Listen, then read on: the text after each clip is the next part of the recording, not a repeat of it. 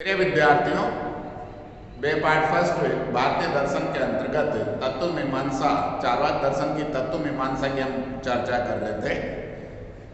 चार्वाक दर्शन की तत्व मीमांसा के अंतर्गत जड़ जगत आत्मा के संदर्भ में हमने अब तक चर्चा की है कि जड़ जगत का निर्माण कैसे होता है, आत्मा का निर्माण कैसे, आत्मा जो है कि आत्मा की सत्ता किस प्रकार से मानी जाती है, नित्य सत्ता है या क्षणिक सत्ता है, या आत्मा जो है शरीर का गुण है, या चेतना जो है शरीर का गुण है या आत्मा का गुण है, इसके संदर्भ में हमने चर्चा की है।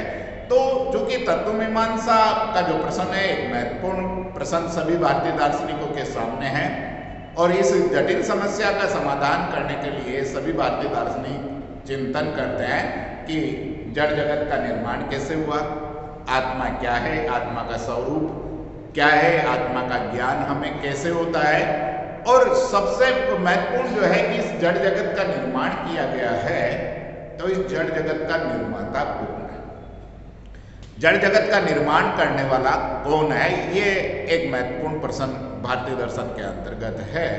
और इसमें दो विचारधारा हमें देखने को मिलेगी भारतीय दर्शन के अंतर्गत कि कुछ दार्शनिक जो है जड़ जगत का निर्माण करने वाला या निर्माता या कर्ता या सृष्टा जो है ईश्वर को मानते हैं, और बहुत सारे दार्शनिक ऐसे भी देखने को मिलेंगे जो इस जगत का निर्माता जो है ईश्वर को नहीं मानते। अर्थात दो भागों में जो भारतीय दर्शन बटा हुआ है कि कुछ दर्शन ईश्वर की सत्ता को मानते हैं और कुछ दर्शन ईश्वर को नहीं मानते। चार्वाक दर्शन है, जैन दर्शन है, बौद्ध दर्शन है, सांख्य दर्शन है और मीमांसा दर्शन है। ये पांच दर्शन ऐसे हैं जो ईश्वर के अस्तित्व को स्वीकार नहीं करते हैं, ईश्वर को जो है कर्ता के रूप में स्वीकार नहीं करते हैं। उसके विपरीत जो है न्यायी है, वैशेषिक है, योग है और वेदांत है। ये चार दर्शन ऐसे जो है जो ईश्वर की सत्ता को स्वीकार करते हैं, जो आस्तिक दर्शनों की श्रेणी में आते हैं, और ये पांच दर्शन ऐसे हैं जो ईश्वर को न मानने के कारण ये नास्तिकों की श्रेणी में जुड़ जाते हैं। तो भारतीय दर्शन को दो भागों में बांटा गया, आस्तिक और नास्तिक। जो ईश्वर को मानते हैं वो आस्तिक है और जो ईश्वर को नहीं मानते वो नास्तिक है। ईश्वर के एक गंभीर समस्या के रूप में दर्शन में देखने को मिलता है कि ईश्वर है या नहीं। यदि ईश्वर है तो ईश्वर के अस्तित्व का ज्ञान हमें कैसे होता है, ईश्वर जगत का निर्माण करता है तो कैसे करता है, ईश्वर की आवश्यकता जगत में क्यों पड़ी, क्योंकि ईश्वर जो है आदर्श विषय माना जाता है और ऐसी स्थिति में जगत में जब कहीं दिखलाई नहीं पड़ता तो ऐसे ईश्वर की हमें आवश्यकता क्यों पड़ी जो हमें प्रत्यक्ष तो नहीं होता, उसके बावजूद भी जगत में अपना महत्वपूर्ण योगदान देता है। तो अधिकांश भारतीय दर्शन जो है जो ये मान रहे हैं कि इस जड़ जगत का जो निर्माण हुआ है उसमें दो चीज़ों की आवश्यकता पड़ती है। एक तो सामग्री की आवश्यकता पड़ती है जिसके द्वारा जड़ जगत का निर्माण होता है, दूसरी आवश्यकता पड़ती है कि इस सामग्री को रूप देने वाला होना चाहिए, इसको आकार देने वाला होना चाहिए। इस सामग्री से जड़ जगत का निर्माण करने वाला निमित्त कारण होना चाहिए, निर्माता होना चाहिए, सृष्टिकार होना चाहिए। और जो लोग ईश्वर को मानते हैं वो ये मानते हैं कि ईश्वर ही इस जड़ जगत का जो है सृष्टि करता है, सृष्टिकार है, निमित्त कारण है, निर्माता है, जिसने इस जड़ जगत का निर्माण माभूतों के द्वारा किया है या अपने में से किया है, क्योंकि ईश्वर सर्वज्ञ माना जाता है, सर्वशक्तिमान माना जाता है, अंतर्यामी माना जाता है। बहुत सारे गुण उसमें सर्वैश्वर्य जो गुण माने जाते हैं कि आधिपत्य है, वीर्य है, यश है, श्री है, ज्ञान है, वैराग्य है, बहुत सारे गुण उसमें जो माने गए हैं, अनंत गुणों से ये युक्त माना गया है। तो ईश्वर एक ऐसी सत्ता है जो इस जगत को रूप देती है, इस जगत को संचालित करती है, इस जगत को उत्पन्न करती है, करने का कार्य करता है। तो ईश्वर जो है इस जगत के अंतर्गत जो है महत्वपूर्ण विषय माना जाता है कि ईश्वर है। और जो लोग आस्तिक है ईश्वर के अस्तित्व को स्वीकार करते हैं कि इस व्यवस्थित जड़ जगत का संचालन करने के लिए कोई न कोई कर्ता का होना आवश्यक है, वो कर्ता जो है पूर्ण सत्ता ही हो सकती है, वो जगत से परे ही हो सकती है, और उस जगत से परे के रूप में जो है ईश्वर की सत्ता को स्वीकार किया जाता है।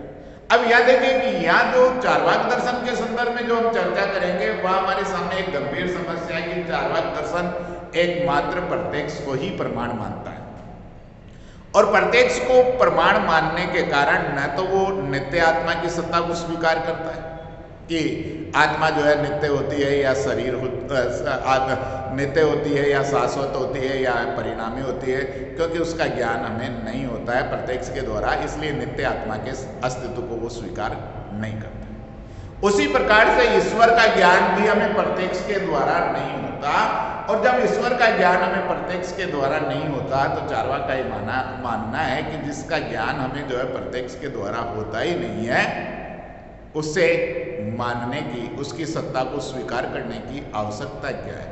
ईश्वर की आवश्यकता जो है जड़ जगत में कैसे पड़ी कि हम प्राय अनुभव करते हैं कि किसी भी आदर्श सत्ता के द्वारा जगत में कोई कार्य देखने को नहीं मिलता। जब व्यवहारिक जगत में ऐसा नहीं होता है तो फिर इस जगत का निर्माता ऐसा कैसे हो सकता है जिसका ज्ञान हमें प्रत्यक्ष के द्वारा न हो। इसलिए चार्वाक जो है, जो चार्वाक की जो ज्ञान मीमांसा के अंतर्गत जो प्रत्यक्ष ही एकमात्र प्रमाण है, उसके अंतर्गत हमें देखने को मिलता है कि प्रत्यक्ष के द्वारा हमें ईश्वर का ज्ञान नहीं होता, इसलिए ईश्वर की सत्ता को स्वीकार नहीं किया जा सकता है। तो चार्वाक जो है नित्य आत्मा के समान ईश्वर को भी, ईश्वर के लिए अस्तित्व को स्वीकार नहीं करता। जैसा कि न्याय दर्शन है, वैशेषिक दर्शन है, उसमें जगत की सृष्टि के लिए निमित्त कारण के रूप में ईश्वर की सत्ता आवश्यक मानी गई है, क्योंकि बिना निमित्त कारण के केवल उपादान कारण के द्वारा जड़ जगत का निर्माण नहीं हो सकता है, जड़ जगत की रचना नहीं हो सकती।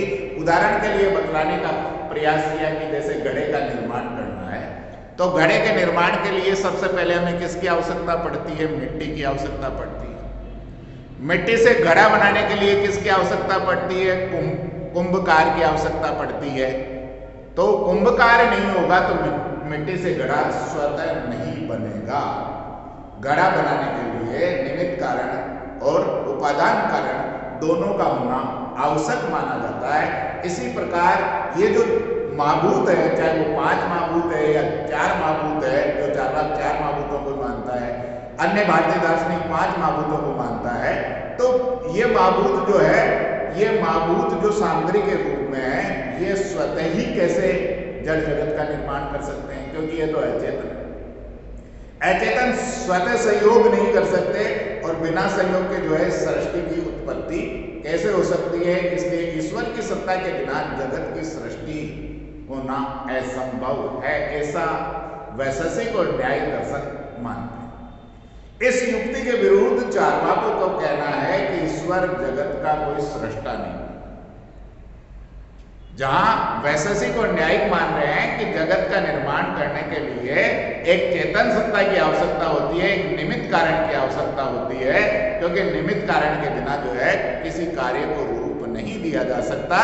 जैसा एक उदाहरण दिया कि घड़े का निर्माण करने के लिए मिट्टी के साथ साथ कुंभकार का होना भी जरूरी है, उसी प्रकार से जगत का निर्माण करने के लिए, जगत का निर्माण महाभूतों से होता है, लेकिन महाभूतों को संयुक्त करने के लिए एक चेतन सत्ता की आवश्यकता होती है, और वो चेतन सत्ता ईश्वर ही हो सकता है। इसके विपरीत चार्वाक दर्शन का मानना है कि ईश्वर जगत का सृष्टा नहीं हो सकता। क्यों नहीं हो सकता? क्योंकि ऐसा हमें ज्ञान प्रत्यक्ष के द्वारा नहीं होता है। दूसरी बात है कि जड़ तत्वों के सम्मिश्रण से ही संसार की उत्पत्ति हुई है। ये जो जड़ तत्व है, चाहे पृथ्वी है, जल है, वायु है, अग्नि है, इन जड़ तत्वों का जो सम्मिश्रण हुआ है, जो संयुक्त हुए हैं, आपस में ही संयुक्त हुए हैं, तो आपस में जब संयुक्त होते हैं तब सृष्टि की उत्पत्ति होती है। इनका स्वभाव ही ऐसा है कि आपस में संयुक्त होते हैं। जैसा उदाहरण हमने दिया था कि भाई जिस प्रकार से जो है आग में जो है उष्णता का गुण पाया जाता है, जो है बर्फ में जो है शीतलता का गुण पाया जाता है, उसी प्रकार से इन महाभूतों का स्वभाव ही ऐसा है कि ये संयुक्त होंगे, आपस में संयुक्त होंगे, और जैसे ही आपस में संयुक्त होंगे या मिश्रण इनका होगा तो जगत की उत्पत्ति होगी या संसार की उत्पत्ति होगी। चारों भूत अपने अपने स्वभाव में ही, स्वभाव से ही परस्पर संयुक्त होकर संसार की उत्पत्ति करते हैं। इसलिए चार्वाक इस मत को जो है स्वभाववाद के नाम से बतलाने का प्रयास करता है, जिसके अनुसार जगत की उत्पत्ति के लिए किसी ईश्वर अथवा सर्वशक्तिमान सृष्टा की आवश्यकता नहीं है। चार्वाक का स्पष्ट कथन है कि इस संसार का निर्माण करने के लिए या इस जगत का निर्माण करने के लिए किसी सृष्टा की या किसी ईश्वर की आवश्यकता ही नहीं है, क्योंकि इनका निर्माण तो माबूतों के संयुक्त होने से ही होता है।